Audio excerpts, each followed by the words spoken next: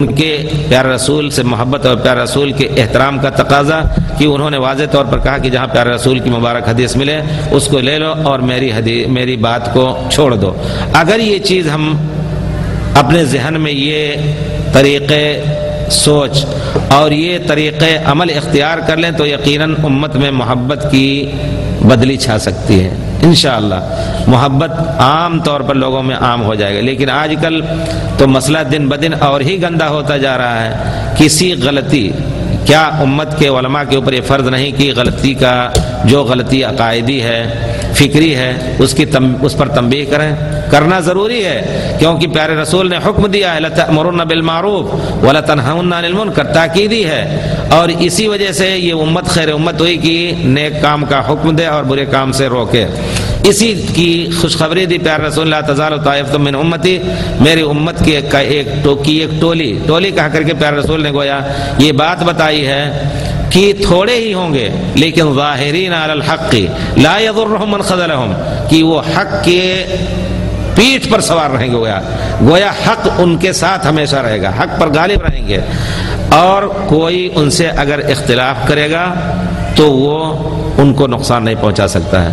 تو اگر اللہ کے یہ بندے اللہ کے صحیح دین کی طرف بلا رہے ہیں اور سب کو حکم دیا گیا ہے کہ خالص دین ہی پر عمل کرو، خالص دین وہی تھا جو پیارے رسول کے زمان مکمل ہوا، اگر اس دین کی طرف بلا رہے ہیں تو کیا یہ قابل گردن زدنی یا قابل سرزنش ہیں؟ نہیں.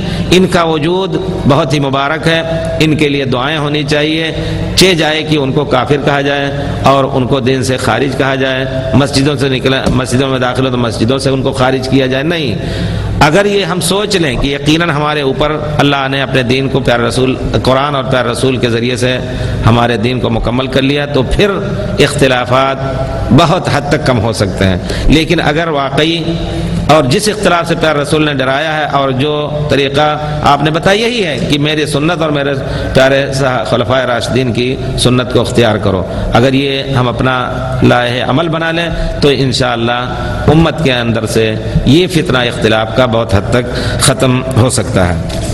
تو حادثہ یا سب سے پہلی تاریخ جو ملی کہ کب یہ مسلح تقسیم ہوئے، وہ اس میں 480 میں ذکر کیا ہے کہ اس سال میں مالکی مسلح کے امام کا انتقال ہوا. وہاں پہلی مرتبہ مسلح کا ذکر ہو رہا ہے. گویا 480 کے پہلے ہی یہ مسلح قائم ہو چکے تھے. اور پھر کب توڑے گئے؟ اللہ تعالیٰ غریق رحمت کرے ملک عبدالعزیز کو کہ انہوں نے آتے ہی، اگر وہ شخص یہ سوچتے کہ حکومت ہمارے ہاتھ میں آ گئی ہے اب ہم کسی کو نہ کچھ کہیں اور جو جیسا کرتا ہے کہنے دو، فتنہ اٹھانے سے کوئی فائدہ نہیں. لوگ اس کو فتنہ کہتے ہیں، یعنی کہتے ہیں کہ جو کچھ کر رہا ہے اسلام کے نام پر کرنے دو. ایک پلیٹ فارم پر سب کو کیا نام ہے مسجل بھی ہے، پانی بھی ہے اور یہ ٹیشو پیپر بھی ہے، سب کچھ ہے، اسی رہنے دو سب کو. کہتے ہیں اختلاف مت پیدا کرو. انہوں نے آتے ہی پہلے ہی دن اعلان کیا کہ نہیں، سب کو ایک امام کے پیچھے نماز پڑھنی ہے. سبحان اللہ، 800 سال کی مدت کے بعد انہوں نے گویا حق کو حق کی طرف لوٹایا. یہ بھی ایک مسئلہ ہے، لیکن یہ آپ نہ سوچیں کہ سب اس سے راضی تھے. ہر مذہب کے علماء نے ہر زمانے میں اس کے خلاف آواز اٹھائی تھی کہ نہیں، نماز باطل نہیں ہے، ایک مسلح ایک امام کے پیچھے نماز ہونی چاہیے. لیکن طاقت کے زور سے اس کو بہرحال لوگوں پر مسلط کیا گیا، لاگو کیا گیا. تو میں یہ کہنا چاہتا ہوں کہ اس اختلاف رائے صرف ایک قانون اور قاعدہ پر ایمان اور عمل نہ لانے کی بنا پر، قرآن کی آیات دیکھیں، احادیث دیکھیں، ہر جگہ اختلاف سے منع کیا گیا ہے. اختلاف کی شکل میں کہاں لوٹا جائے، کس طرف رجوع کیا جائے. دوسری قوم کی طرح کوئی ایسا نہیں، مسلمان قوم ایسی نہیں ہے کہ اس کے پاس کوئی لائحہ عمل یا دستور العمل نہیں ہے. اس کے پاس اللہ کی کتاب، جس کے بارے میں پیارے رسول نے خود فرمایا ترکت فیکم امرین لن تضلوا ما تمسکتم بہما، ہم نے دو چیزیں تمہارے درمیان ایسی چھوڑ دی کہ جب تک اس کو پکڑے رہو گے گمراہ نہیں ہوگے. اسی کی طرف لوٹیں. اگر صرف اتنا سوچ لیں سب لوگ اور ہر معاملے میں فیصلہ اسی سے لیں تو انشاءاللہ مسائل بڑی آسانی سے حل ہو سکتے ہیں. جن مسئلے میں قرآن اور سنت کا صراحتی حکم ہے اس میں کسی کو نہ قبول کریں. جس میں ائمہ کا استنباطی مسائل کشید کر کے اپنی سوچ فکر سے انہوں نے لوگوں کے سامنے بیان کیا، اور کوئی کسی ایک مسئلے کی دلیل نہیں تو اس میں آپ کسی کی بھی بات لے لیں۔ مفتی کے اوپر واجب ہے کہ مسائل کو اسی روشنی میں دیکھے کہ قرآن و حدیث سے کس کا قول قریب ہے۔ کوئی ضروری نہیں کہ چاروں ہی کا ہو، پانچویں کا کسی کا ہو، اس کا فتویٰ دے۔ اور عام آدمی کے اوپر ضروری ہے کہ اس مفتی کی تقلید کرے، شرط یہ کر لے کہ ہمیں قرآن اور سنت کا اور صحیح مسئلہ بتاؤ۔ لیکن آج کل پوچھا جاتا ہے کہ نہیں ہمیں فلاں مذہب کا فتویٰ بتایا جائے، اور اس میں اگر اس کے خلاف فتویٰ دیا گیا تو کہتے ہیں یہ ہمارے مذہب کا نہیں ہے۔ یہ جو سوچ ہے اور فکر کا جو انداز ہے حقیقت میں، یہ اختلاف کا سب سے بڑا اور فتنے اختلاف کا سب سے بڑا سبب ہے۔ علماء کو بھی یہی سب سے پہلے علماء کی ذمہ داری ہوتی ہے، پھر عوام کی ذمہ داری ہوتی ہے کہ وہ سوچیں کہ ہمیں صحیح سے صحیح مسئلے لینے ہیں، اور یہ ایمان رکھ لیں دوسرے مرحلے میں کہ ہمیں صحیح مسئلہ اسی شخص سے مل سکتا ہے جو قرآن اور سنت کا عالم ہے، ائمہ کے فقہ سے بھی پر بھی اس کو عبور ہے۔ انشاءاللہ وہ جو فتویٰ دے گا وہ صحیح دے گا۔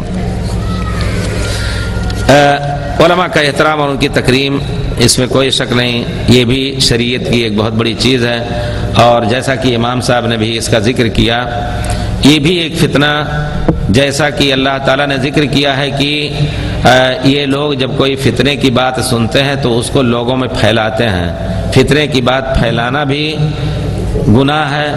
وَلَوْ رَدُّوهُ إِلَى اللَّهِ وَالرَّسُولِ وَأُولِي الْأَمْرِ مِنْهُمْ لَعَلِمَهُ الَّذِينَ يَسْتَنبِطُونَهُ، اگر اللہ کی طرف لوٹا دیتے، اللہ کے رسول کی طرف یا علماء کی طرف لوٹا دیتے تو وہ اس کا اچھے سے اچھا حل نکالتے۔ تو کوئی بھی مسئلہ ہو، علماء کی ایک اہمیت دی ہے اللہ تعالیٰ نے، سبحان اللہ۔ اور اولی الامر کا جہاں ذکر ہے اس میں علماء اور عمراء، حاکم وقت اور علماء بھی مراد ہیں، جیسا کہ صحیح تفسیر میں تابعین، تبع تابعین سے لے کر کے سلف صالحین نے اس کی تفسیر کی ہے۔ اس وجہ سے علماء سے بدزنی اور علماء کی ہتک، علماء کی توہین، یہ بھی شریعت کی چیز نہیں ہے۔ بچوں کو چاہیے کہ بچوں کو ہم تلقین کریں کہ اپنے علماء کا احترام اور علماء کے ارد گرد گھومیں۔ آپ جہاں بھی کوئی فتنہ دیکھیں گے، آج کل مسلمان بچوں میں جو فتنے اٹھے ہیں، یقیناً علماء سے بدزنی یا جس نے بھی ان کی نگرانی کی، علماء سے دور رکھنے کی ان کی کوشش یہ رہی کہ وہ علماء سے ان کو دور کیا جائے۔ اس وجہ سے آپ دیکھتے ہیں یہاں بھی اس قسم کے فتنے، جو الحمدللہ امن کی حکومت تھی، اللہ تعالیٰ اس امن کو، اس حکومت کو ہمیشہ قائم دائم رکھے۔ اس امن کو بھی برباد صرف اس وجہ سے کیا جا رہا ہے کہ سچے دین کے جو علماء ہیں ان سے دور ہو کر کے نوجوانوں نے نئے فتنے اور نئے مسائل کھڑے کیے ہیں۔ صرف وجہ ہوئی کہ وہ علماء سے فتویٰ انہوں نے لی ہے، کیونکہ وہ علماء کو بدنام کرتے ہیں کہ حکومت کے آدمی نہیں۔ کچھ بھی ہو، اللہ کے فضل سے ہر زمانے میں ایسے علماء ہوتے ہیں جو صحیح مسائل کسی کے خلاف پڑھے، کسی کے موافق پڑھے، وہ دیتے رہتے ہیں۔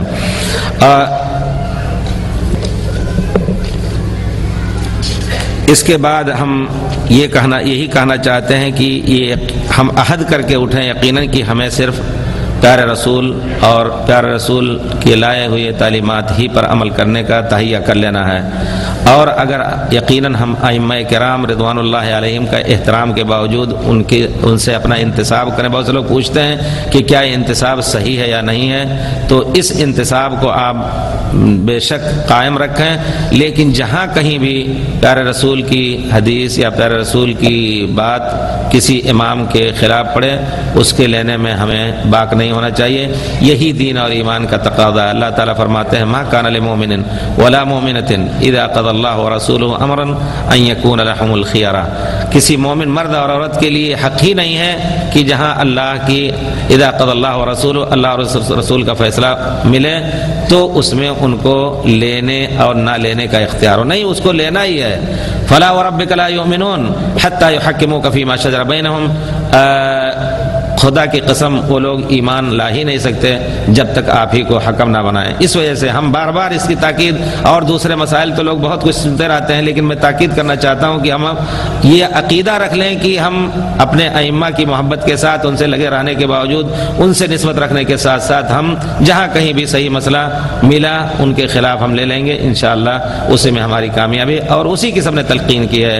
وصلی اللہ علی خیر خلقہ محمد وعلی آلہ واصحابہ اجمعین۔